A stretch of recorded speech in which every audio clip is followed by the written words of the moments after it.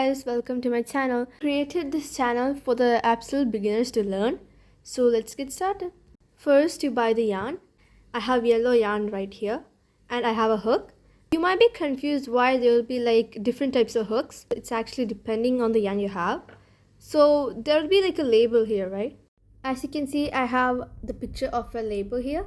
You can see that there's actually like a crossed one that's actually for knitting. And the one with a singular one is for crocheting. It's written that it's 5.5 millimeter.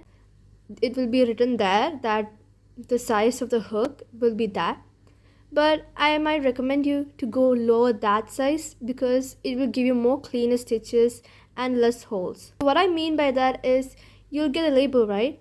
And on that it will be mentioned what the size of the hook is recommended for this yarn. Instead of following that, you can just go like some sizes down. For example, for me, this yarn is like made for 3.5 millimeter hooks, but instead I'm gonna use something lower, like 1 millimeter down, like 2.5 something, because the thing is, if you want your stitches to be more cleaner, tighter, I will use like a hook which is like 1 millimeter down so that the stitches will be more cleaner.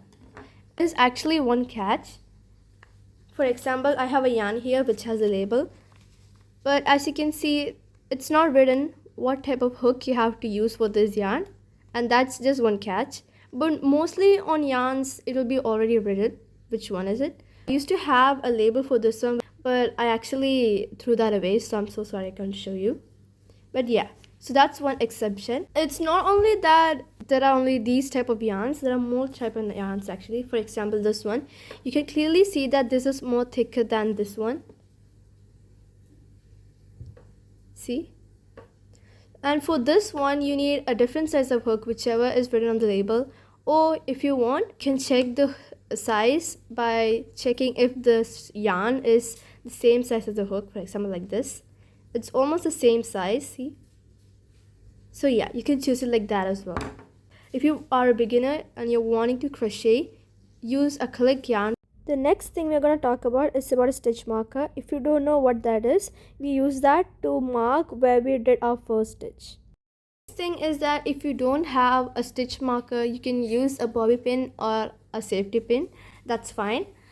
And also you can also use like a small piece of thread as your stitch marker. That's also actually fine. Make sure to learn all the basic steps first before you move on to a project. That actually helps with you, and even if you want to read patterns, it's really helpful. That's what I did. This is one that I crocheted.